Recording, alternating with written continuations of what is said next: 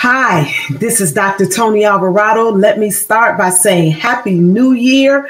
We have entered into the year 2021, and I am so excited to bring some more episodes of the Harmonize Your Life Conversations on Self-Care for Women of Color podcast. We have some very exciting shows that we're going to bring to you over the course of this year. We have taken our break, our hiatus, during the month of December. We took a break. We did do our podcast talk back, and I want to encourage you to go to my YouTube channel at Dr.Toni G. Alvarado, and you can look up that podcast talk back that we just did a few weeks ago with Dr. Sarah Williams and Yolanda Johnson on overcoming holiday blues or managing holiday blues, grief, and depression. And so that is there, and all of the podcast episodes from 2020, when we began in March of 2020, are there for your viewing. You can find this podcast on Apple Podcasts, on Spotify, Google Podcasts, Anchor, or wherever you like to listen to your podcast. And you can follow us on YouTube. So we want to welcome you to a new season of the Harmonize Your Life podcast. And I'm going to be right back in just a moment with our special guest for today.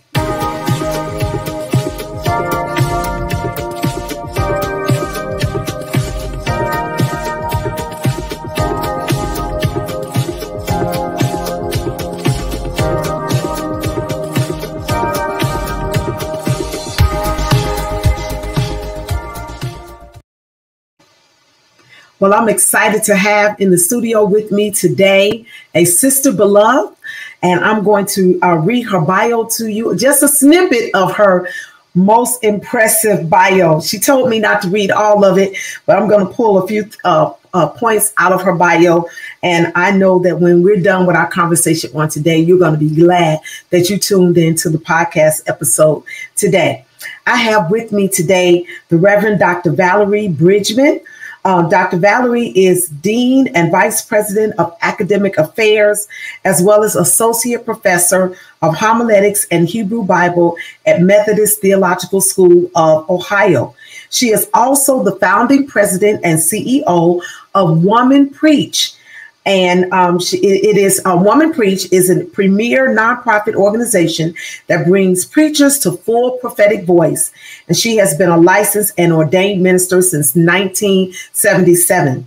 Dr. Bridgeman is active in several professional guilds and has been inducted into the Society for the Study of Black Religion. She also sits on several boards, including the Samuel DeWitt Proctor Conference. She serves as general editor and consultant for the United Methodist Church's Africana Worship Project and has published several books, chapters, and articles. Her publications also include her role as associate editor and author for the Africana Bible, Reading Israel's Scriptures from Africa and the African Diaspora, Norton's Preaching with Sacred Fire, an anthology for African American sermons, 1750 to the present, and co-editor of Those Preaching Women, a multicultural collection. Her most recent work is a co-authored volume on Hosea for the Wisdom Commentary series, and she is currently working on a commentary on Job, also for the Wisdom Commentary series. Dr. Bridgeman is a sister beloved. She is a peace advocate, an advocate for human rights, and was inducted in the 2010 class of the Martin Luther King Jr. Colloquium of Scholars. I hope I said that right. Colloquium of Scholars and Preachers at Morehouse College in Atlanta. And I am so excited to have her with me on today. And I believe that you're going to be blessed by our conversation as we talk today about holistic living. That's what we're going to be talking today about, holistic living. And I want to welcome to the podcast studio today my sister and my friend, Dr. Valerie Bridgeman. Welcome, Dr. Valerie. Hey, good to see you, sis. I'm glad to be here. Oh, yes. We've crossed over into a new year. By God's grace. Lift your hands and say thank you. Lift your hands and say thank you. Yeah. I'm telling you, we have come through a season 2020. I don't know. I'm only 57, and I've never experienced some of the things that we experienced in this last year. Yeah, I mean, you know, it really was a kind of trying of the faith. And when I say trying of the faith, I'm thinking about Hebrews 12 that says everything that can be shaken, let everything that can be shaken, so that only that which remains kind of thing. Mm-hmm. And what I was thinking about when I said that is that this 2020 shook us on every level, I think. Yeah. Not just spiritually, but emotionally, physically, financially, just all of that. Things that we used to do for our second and third streams of income, we couldn't do. Yeah. Things we used to do to hang out with our friends, we couldn't do. Just shaking on every side. And so we've come out of it either better in some ways, Yeah. or broken. And either way, 2021 gives us a chance to test all of that, Yeah. I like the way you said that. 2021 gives us a chance to test all of that. And, some things come to test your mettle, right?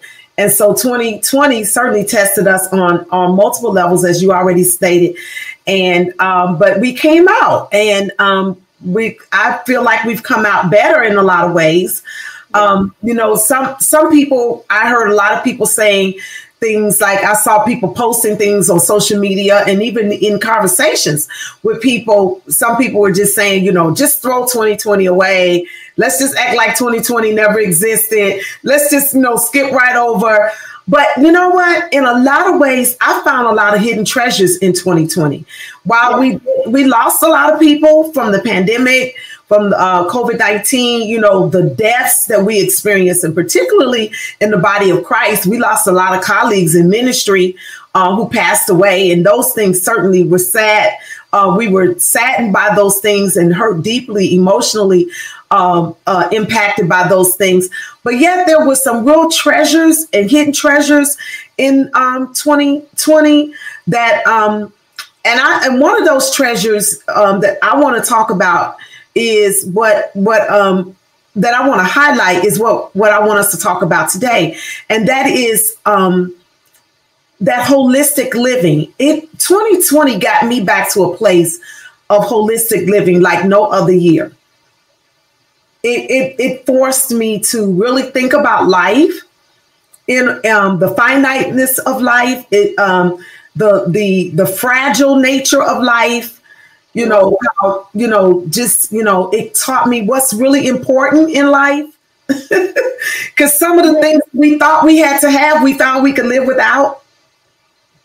Or we found we could live without things we thought we just had to have. Right. One of my favorite biblical texts, this always throws people off when I say this, is the book of Ecclesiastes, when it says, first of all, the first chapter says a hard thing that God has left in the hands of humanity, right? Which is life itself. And then that whole eat, drink, and be merry, that, enjoy the fruit of your labor. This is what you got. What you got is what you got. It's a kind of living in the moment. Now, some people think that means living carelessly. Okay. But I don't read it that way. I read it as you don't know what tomorrow will bring. Exactly. So you live your life purposefully. You live it in this moment, like to be proud of this moment, no matter what tomorrow is. Oh, I like that. To be proud of this moment, no matter, because really all we have is this moment. Because that's all we have. Yeah, we don't really We don't, but that's all we have. And so I like that, because we don't know what tomorrow's going to bring. Living in the moment, living without regret, taking in what we need to take in, doing away with what we need to do away with, so that we can live life holistically. And that's what I want to talk about today. In my book on self-care, I do a chapter on this whole holistic living. I want to read something that I wrote, and I want us to kind of jump off from there. I put here, as a Christian woman, I believe God requires me to live a life of wholeness, spirit, soul, and body. Over the years, life and work can have negative effects on our spiritual, emotional, and mental and physical health. We live with family dysfunctions, personal disappointments, rejections and fears, toxic relationships, and environments that can result in impoverished mental and physical realities. Therefore, self-care must be practiced holistically to address all of life, spiritually, emotionally, and physically. That's just kind of the introductory paragraph that I wrote there in that chapter on living holistically. And when you and I were talking the other day, and I asked you to come on to the show, I told you one of the reasons I wanted us to talk about this is because I wanted us to look at how do we live our lives well-rounded in a holistic way. You and I both are preachers. We're both in ministry. You're professor of theology, Bible. I'm a pastor, a theologian of some sort, but yet in ministry, sometimes we can find ourselves living where we're only concerned about what I call the spiritual domain of our lives, but yet we neglect the financial domains of our life. We neglect our relationships. We neglect self-care in terms of physical health, emotional health. We think we can just pray about everything and not go see a therapist or anything like that. And so I have taken on a holistic approach to life, and I've watched you, and you have taken that same approach. And I want us to kind of delve into that a little bit. What is this holistic living looks like? What does it look like for you? And why do you feel that that's important? Right. Well, first of all, I do think it's important. And I want to say this about it, which is I think part of the problem is that we live our lives in these kind of bifurcated, or not even bifurcated, infracted ways. This belongs over here. This belongs over here. Yeah, compartmentalized. Yeah, very compartmentalized. I mean, with no doors between them, right? Like never the two shall meet kind of thing. And so we don't see caring about our finances as a spiritual thing, or we don't see caring about our friendships as a spiritual thing. We don't see spiritual friends as a part of what it means to be godly, right? Okay. Or we don't see, I always think about those texts where Jesus goes away and they don't know where he is. He gets away from people. Yeah. And I always think about that, because you know this about me. While I'm a public person, I'm an introvert, and I just need, I can't people but for so long, Okay. Like, okay, I'm peopled out. I need to go do this other thing now. And but that is deeply spiritual. Yeah. Like, we call it self-care, and I know why we call it that, because that's the language that the culture gives us for it. Okay. But for me, that too is deeply spiritual. Yeah. Right? Paying attention to what you put in your mouth is deeply spiritual. What goes into the mouth isn't what defiles us. We know that. Yeah. But and maybe I should say and what goes into us speaks to how we are tending to the connection of the body spirit connection. Okay. Right? When I was growing up, I remember one time being at this church function and hearing one of the saints pray, "God, take the calories out of this cake." And I knew at like, I think I was like 12 or something, and I was like, "God ain't gonna take no calorie out of this cake." What is wrong with you? You know, kind of stuff. But that kind of the ability people have to put that aside, Yeah, as important to life. Yeah. yeah, and you know, we just came through the holidays, so you know, we did our holiday eating, and oh my God! And first of all, on top of the holidays, we did our COVID eating, and so yeah, so in no sense in binding calories, we can't bind calories. They gonna get bound down to your hips, down to your hips, down to your belly, down to your butt. Yeah, they gonna get bound, all right. They gonna get bound. You know, Dr. Valerie, I kind of look at you as a mystic in a lot of ways. In our conversations that we've had one-on-one, and even in community conversations that we've had, you are deeply mystical and spiritual, but yet you have found a way to, like you just said, you talked about friendships in a spiritual way. You said, I wrote down spiritual friends. You know, I've not heard anybody use that term when it comes to friends, spiritual friends. So you found a way for all of life in a way to kind of flow in a river kind of way where it all. I hope that's true about me.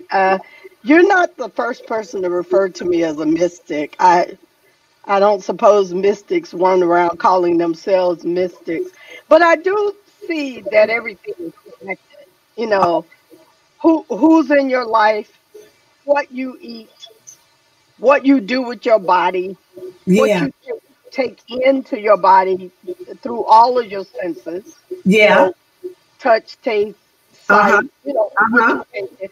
All of that is shaping you into the spiritual, moral being that you are. And you know that West African concept of Ubuntu. It's like, Yeah. I can't be me without you. Yeah. Yeah. Which makes our relationship automatically spiritual. Right. Okay. From my perspective, right? It's like you bring something into my life, and not just you, but anybody in my life, right? Mm-hmm. Bring something into my life that I have to account for. And you and I have some very specific things in common that we're not going to talk about, but we have some very specific things in common that I know for a fact that if I want to say something without having to explain it for 30 minutes, which I might have to do with a different friend. Right. Exactly. I can shorthand it with you in 5 minutes. Right? Yes. Because we know, right? And if I say pray about this, I don't even have to explain that. No. Right? And vice versa. Exactly. Like, I know exactly what you mean if you say X, Y, and Z. Exactly. Where somebody else who loves me just as much, it might take me longer to go through it with them. Yeah. Exactly. And you know what's interesting about that is, just take, for example, you and I, okay? We've not known each other that long. There are people in your life that you've known much longer than me, and same here. But there was a commonality, a common experience that we shared that I believe God divinely, at whatever moment God decided to do it, the Spirit directed a conversation that we both were like, oh my God. And we found that koinonia, that fellowship, like you said, for that. And of course, it's crossover into us having other conversations. But like you said, that spiritual nature, spiritual friends. So how do we maintain, when you say the spiritual friends, because that's an issue for a lot of people. I hear people saying a lot of times, I don't have friends. I don't have. Which I find really odd. Well, first of all, I do think the use of the word friend gets thrown around way too easily. Everybody is not your friend. Okay. So there's that. And so it takes a kind of vulnerability. You and I didn't know that we would be this close of a friend. We didn't know that. Yeah. It could have been a moment, right? Yeah. We exchange our information. We didn't know if either one of us would call each other. You don't know in the moment when you're taking that chance. Yeah. When you're making the offer of friendship to somebody, I want to know you better, which I think we both said to each other. I want to know you better, because you don't have to say yes to that. Right. If somebody says, I want to know you better, doesn't mean you have to say yes to that. But in prayer and in meditation, certainly for me, in my, my walking is also my meditation time. Yeah. Right? So in the walking and trying to discern and be mindful of how this fits into your larger life. Yeah. Because not everybody fits into your larger life, right? Exactly. So that's a part of what I mean by the spiritual part of it is because you're also discerning. Yeah. It's very interesting to me that we have some mutual friends, but we don't all hang out together. Yeah. And but you're right. But that's that discernment piece, like you said. And so holistic living involves our spiritual friends. Right. And then what else does it involve for you? Sir, what you eat and drink. And so, for all of 2020, I quit posting it, and somebody said to me, I feel like I'm missing something because you haven't posted. Drink water. Drink water. But yes. And one of my goals this year is to drink more water.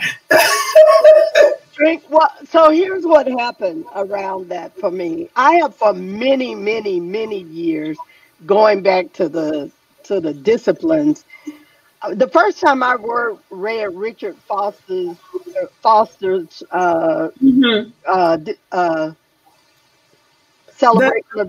Celebration of Disciplines. Yeah, on the spiritual disciplines. Yeah, it's probably been 30 years ago. The first time I read that. That's a classic. Mm-hmm. It's a classic. And and the piece that that really got to me was the discipline of simplicity. And what does it mean to live a simple life? That's something I have not achieved, but I keep trying it. Okay. I took 12 bags of stuff to donate in November when I was cleaning out my closet. I'm like, you don't wear this, you don't use this, why is this in your closet? You don't wear this, you don't use this, why is this in your closet? Why do you have 40 towels? It's one of you. Even if somebody visited you, you wouldn't need 40 towels.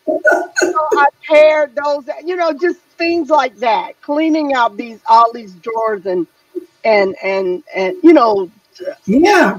into a simplicity, or at least trying to. Part of that is to declutter your mind and your spirit while you declutter your space, right? Yeah. So that's one thing. The drink water. Take deep breaths, stretch, move your body. So that drink water, take deep breaths, stretch, and move your body. Did you hear what she said? Drink water. What was the other one? Breathe deeply.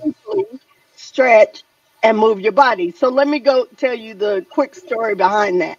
Okay. So for many years, I was very small, and I was an athlete. I grew up as an athlete. I grew up as a tomboy, all of that. Okay. So I start gaining weight. I'm 60. I'll be 62 in January. So Okay. I started gaining weight in my 40s when I got hypothyroidism.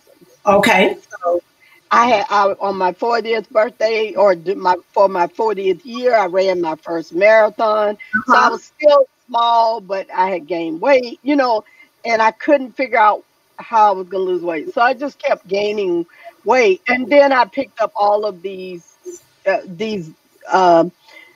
diseases we can't see: diabetes, hypertension, Yeah. hypothyroidism. I also have apnea, the whole 9 yards. So all of that.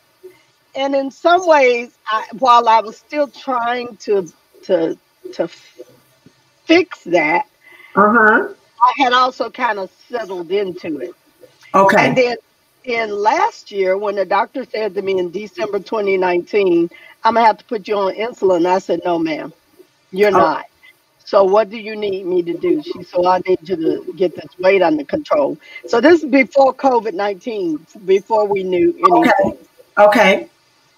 So in my prayer time, I heard the Spirit of God say clearly, drink water, move your body.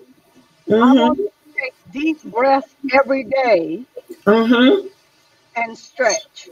That was it. That's what I heard. I heard the Spirit of God say, Wow. drink water, breathe deeply, stretch and move your body. Well, my doctor had told me I was going to have to replace both of my knees because I could barely move. And I had gotten almost up to 200 pounds. I'm under 5 feet. So, yes. So I just said, I got pictures. You showed me. Can I show the pictures? yeah, you can. Okay. So go ahead. Keep talking. I'm going to pull up the picture. Sure. So I said, God, I don't want to talk about this. I just want to do it. Help me know how to do it. And the Spirit said, drink water, breathe deeply, stretch, and move your body. So I would get up in the morning, and so that was me in 2019. That's me. This is First 2019. Wow. Yeah. Wow. And the next one is me just a month ago. Let me pull that one up. So this is you 2019, and this is you. Oh my God, look at the difference. Yeah. And I can see this transformation as you were posting on Facebook. Right. Because I think one day I said to you, you look fabulous. I was just like, oh my God, you just started transforming right before our eyes. That is awesome. If you're listening to the podcast and you can't see these pictures, so go to my YouTube channel at Dr.Toni G. Alvarado, and you'll be able to see. I have her before picture. This is 2019, and this was 2020, just a month ago. Yeah, not quite a month ago now. Yeah, no. Yeah, this is amazing, absolutely amazing. Okay. So when I heard the Spirit of God say, do that, then I just got up in the morning. I would have a hot cup of water with lemon in it, and I would breathe, take deep breaths, and then I would do some stretching because I was an athlete. I know what the body can do. Okay. And a friend of mine who's a trainer says, because you was an athlete, your body would remember. But I couldn't do anything athletic. I couldn't lift weights because I have an autoimmune disease, and every time I would lift weights, I would go into a pain episode. It was horrible. And so I just started walking. And I live on the campus where I work, which is a farm. Okay. So I started walking.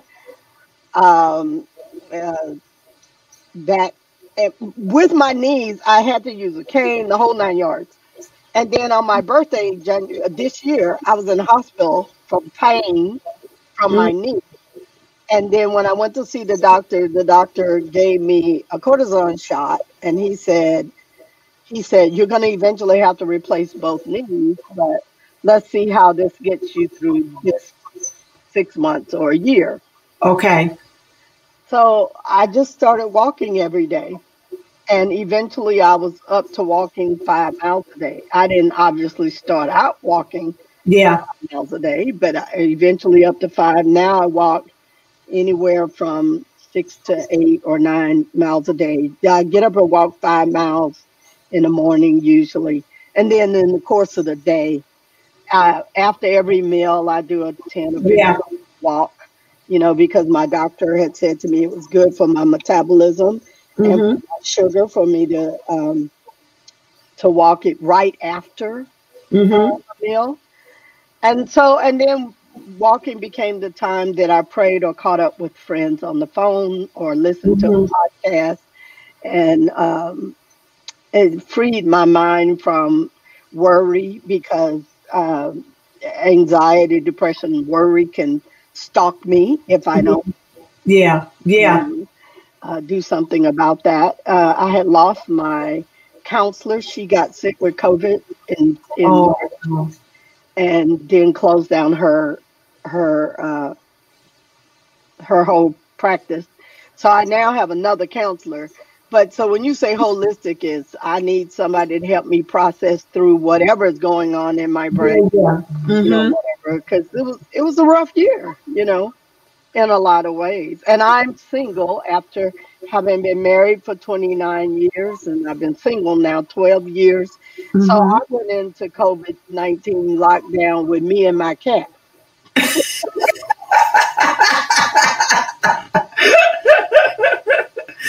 Well, Yeah. I ain't got no food. We're gonna talk about that cat thing because I've been telling you I'm gonna come walk with you, but we're gonna have to put the cat away when I come. He has a crate, so yeah. But and it's amazing what walking has done. I know for me, I used to walk a lot. I actually used to run, but then I had foot surgery a few years ago, and so I haven't been able to run like the 5Ks and 10Ks like I used to. I did half marathon, and one of my goals was to run a full marathon, and I really do want to get back to that. I think I need to get a running coach or somebody to help me get back into running. But I did find walking, and I started walking regularly. I started hiking and going. I found a few mountain places in Georgia, and I've done a few hikes. Me and a couple of girls, and it's been so refreshing. And like you, I found it a time to meditate, a time to be with nature. It was a good way to be outside and not feel so sheltered in during this pandemic. And so so I saw you doing all that walking. How much weight did you lose? Right at 50 pounds, and I still have about 20 to go, but yeah, right at 50 pounds. So wow, 50. And I didn't gain weight during the holidays. So, good. And so what happened was I have a friend who's a trainer. She's not my trainer, but she said to me after about 3 months of my walking and breathing and all of that, I reached out to her and said, okay, I need to actually lose weight. I think I had lost maybe 10 pounds in 3.5 months. And, and she said, your weight is on your plate. So she said, I'm gonna give you this app. And she said, you don't have to change what you're going to eat, but you have to at least know how many calories you're eating and what, So knowing what I was eating, putting in my eating made me become mindful of my eating. So I didn't diet. I refused to diet. Okay.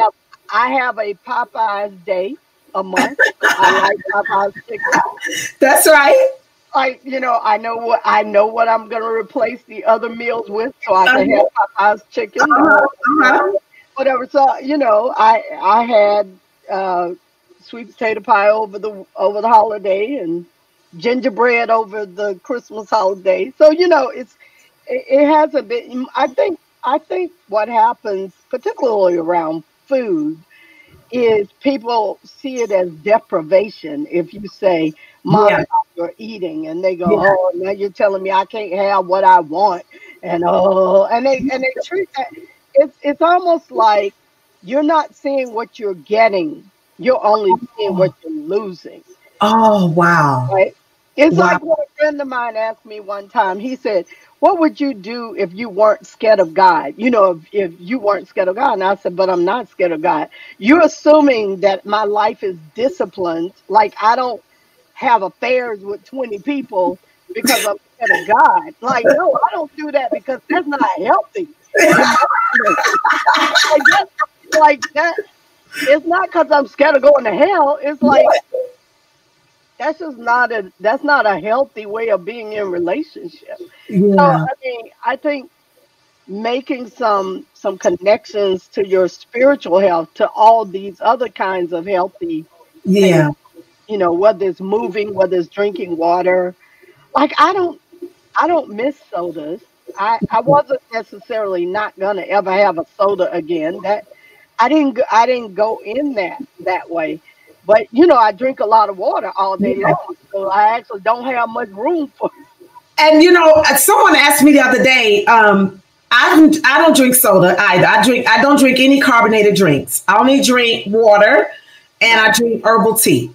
Right. And hot tea. Now I used to drink sweet tea when I first moved to Georgia. Oh Lord Jesus, I know that sweet tea and gained about 20 pounds. But so I drink herbal tea and I drink water. That's all I drink all day. If anybody, if my friends, they laugh when we go out to a restaurant and they come up and they get your drink order, everybody at the table goes, she wants water with lemon. And then I want lots of lemon. Well, I was at the restaurant not too long ago. The guy said, I said, now listen, don't bring me no little bitty lemon. I want some lemons. He brought me this whole bowl full of lemons. And my friend said, did he go out there and get a whole tree? But I don't miss it. Someone asked me the other day, you know, you haven't drank a soda literally in 20 something years. I stopped drinking soda with my first son and he's 24. And I don't miss it. I just don't. I think if I try to drink one now, I'll probably get sick just trying it. But yeah, you're right. It's not, and then it's not about, like you said, it's not about what I'm missing. It's about what I'm gaining. Right. And right. I think, and that's what holistic living is for me. Okay. You have to say no to something for your bigger yes. Oh, please say that again. Oh, see, y'all, this is a nugget here. Don't move too fast beyond that now. That's a Selah moment. That's a pause and think about it. Take it in. You have to say no to something for your bigger yes. I'm writing that down. You know, I take little notes when my guests are on here for just the stuff for me to take for me. But that's so good. One of my coaches said to me years ago, never say yes in the moment. Right. And I used to just, when someone asked me to do something, I would go yes, and I didn't consult my calendar. I didn't consult God. I didn't consult, and I've messed up quite a few times doing that. Yeah, right. And so, and part of that is because back to this thing about spiritual, is we believe, particularly if somebody is asking us to do something for the kingdom, for the realm of God, for the reign of God, particularly that. We just assume that if they're asking, they have consulted God, and God has already said yes. So we just got to say yes because they done already asked God. It's like, no, that's not how this works. No. And I love that. I'm going to quote you on this. You have to say no. Sometimes you have to say no for your bigger yes. That's that holistic living. Say more about that. Well, I mean, we all have a tendency to take on too much, and too much can come in a lot of forms, right? Yes. Too much spending, too much eating, too much taking in the news. Yes. Watching too much. Yeah, too much of it. Yeah.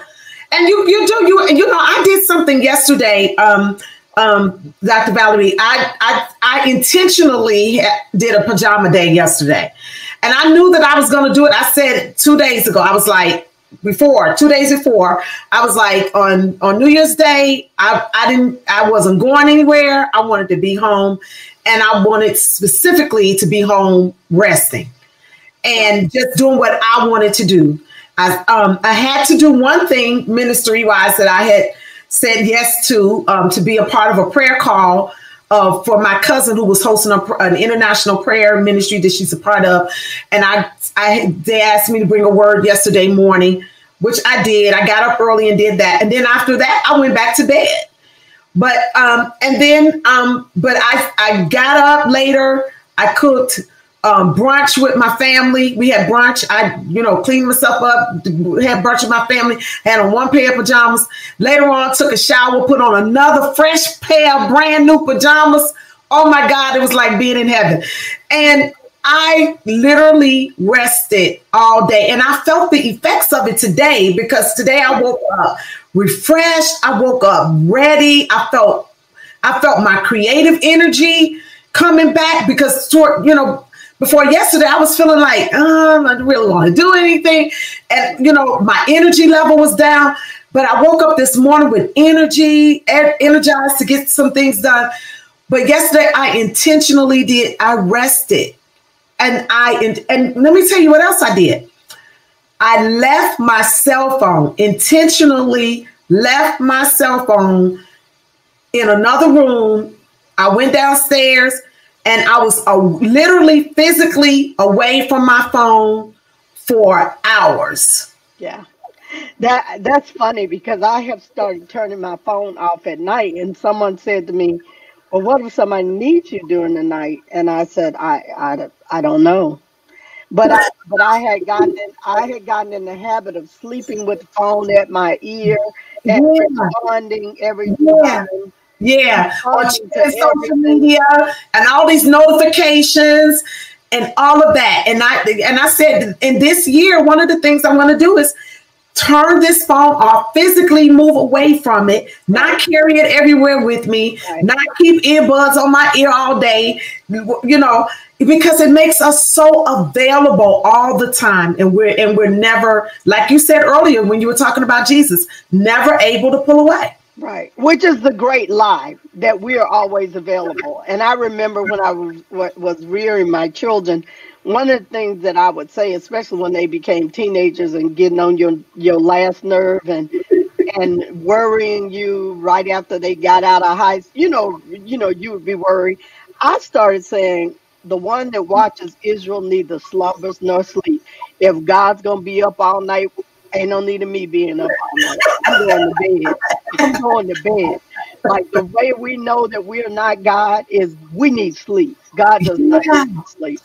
Yeah, God doesn't sleep nor slumber, but we require sleep. We require it. And that's one of the other things about holistic is that I made an effort to get 6 to 8 hours worth of sleep, because I literally was sleeping 4.5, 5 hours sleep a night. That your body can't repair in that amount of time. Right. And insomnia is a problem with my autoimmune. And so every now and then I'll have an insomniatic episode. Mm-hmm. So I take sleep as a sacred trust. Yes, it is. It is. Like, if I get 7, 8 hours worth of sleep, which means I have to go to bed earlier. Yeah. My life starts at 8:30. You got to go to bed. That's the level of saying no in order to say yes. Like, there was a time when I put the TV on in the other room. I don't have a TV in my bedroom, but in the other room. But I would be in there watching TV. And then now, because you can watch TV on your iPad, it would be sitting up in my bed, the iPad. Wow. All night. Just cut. Like, it's almost like we're afraid to miss something. I'm saying we. As a culture. And then I just had to say, coming into this year, that I can't do that anymore. I literally have to balance all of this out, And so people will say, well, you didn't know so-and-so happened? Or something will be happening on Twitter, whatever. I don't even know why I have an IG or Twitter, because I'm really not good at it. And so, I'm like, no, I missed that. Well, and it's okay, because it'll still be there. They're running the same stories over and over. I find that if I stay away from the news for several days, I go back and it's like, we're still talking about the same thing. So you really haven't missed anything. And especially during this time that we've been in, this political climate we're in, and this racial injustice and all of this, it'll have your blood pressure up. You'll find that you're always in a sense of anger and frustration and never in a place of peace. And I'm telling you, I had to, even with the news, I had to pull away. I was addicted to it at one point, addicted to it. Just had to, especially during the election, you got to see what's going on. And it's the same thing, different day. And so, yeah. You have to just pull away. So listen, we're going to wrap up in just a minute, but I want to let our audience know how they can find you, Dr. Valerie. Before you do that, let me say this one thing, because I do want people who have diabetes to know you can in fact control your diabetes. Because when my doctor said, I'm going to put you on insulin, I said no. My A1C was 8.3 last. Wow. December. Normal range is 4.6 to 5.6. My A1C was 5.3. So from 8.6 to 5.3. From 8.4 to 5.3. Yeah. 8.4 to 5.3 in less than a year. Yes. Did you hear what she said? You can control your diabetes, and that's so good. A few years ago, Bishop Alvarado got diagnosed with diabetes as well. He was pre-diabetic, and then they said he was type 2 diabetes, and his numbers were like in the high 6s, and but we did the same thing. He cut back on his eating. He started, drinking more water. He stopped drinking soda, and then went back into a normal range.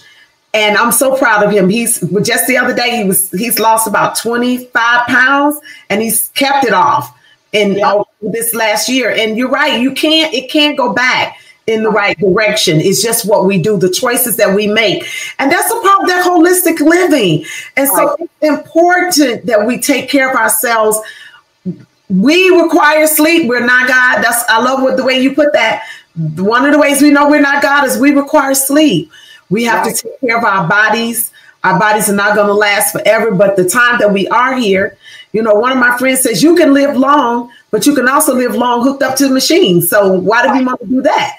Right? It's the quality of life that we want to live. And so I do want them to be able to support WomanPreach. I want us to be able to support WomanPreach. And I'm going to put your website up there, womanpreach.org. That's there on the screen. So you all find Dr. Valerie at womanpreach.org and support the work that she is doing. Her nonprofit organization is doing great work in the community. I have been a supporter and continue to be a supporter. As a matter of fact, Dr. Valerie, I'm going to be sewing today into WomanPreach as soon as we're done. As my thank you for coming on will be a donation to WomanPreach today. Thank you so much. I want you all to look her up there at her website. I'm putting her Facebook up there. You can find Dr. Valerie on Facebook, on Instagram. She says she's not big on all this, but at least you can find her. And also on Twitter, you can find her at Dr. Valerie B. Okay, so this is Dr. Valerie Bridgeman. And I'm telling you, she is a preaching woman, but she's a mystic. She's a prophetic preacher. She's a sister. And I'm so grateful that God has connected us and I can call her a friend. And so I am appreciative, Dr. Valerie, of you being here with us on the Harmonize Your Life podcast. Thank you for being a part of our audience. And this won't be the last time that we have you. We got to come back and unpack a little bit more of this conversation. I want to encourage those of you that are following us. Here's some of the places you can follow us: on Apple, on Google, and on Spotify. I want you to know that you can find us also on YouTube. You can go to my YouTube channel and you can view this interview with Dr. Valerie on YouTube at Dr.Toni G. Alvarado there. I want the women to know that we have a self-care network, the Harmonize Your Life Self-Care Network, that you can join and be a part of. It's a group of women like myself who are concerned about self-care, not just for us, but also concerned about our sisters. And we are changing the narrative for women of color. We have decided, like Dr. Valerie, we don't have to be number one in every disease, heart disease, diabetes, and different cancers, breast cancers, and the like. We can live holistic lives. We can be healthy, spirit, soul, and body. We can have healthy relationships with ourselves and with our sisters and with our families and community and with God. We can be whole spirit, soul, and body. So thank you again, Dr. Valerie, for being our guest on today on the Harmonize. The first one up for January 2021 is Dr. Valerie Bridgeman, and I know you're going to be blessed by this broadcast on today. Thank you again, sis. Thank you. I'm so glad to have been here. I appreciate the invitation, and I appreciate Harmonize Your Life, and I appreciate the fact that your phone number is in my phone. And I appreciate the same thing, and I'm looking forward to, Columbus, Ohio. I will be there sometime soon, and when I come, I am going to, she lives on the campus of the seminary, and they have a beautiful farm that she walks and posts pictures from the farm, and I can't wait to come walk that farm with you. I'm going to do it this year, I promise you. I just told my husband, I said, we got to get back to Columbus, but I'm waiting until the snow go, right? I'm waiting until y'all get done with all that snow. But I can't wait to be there and walk with you. Thank you. All right. Love you much. Bye-bye. Bye.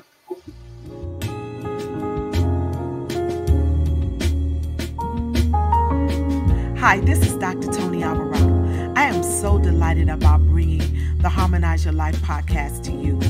Would you do me a favor? If you are enjoying this podcast, would you email me at hello@drtonialvarado.com? I want to hear from you.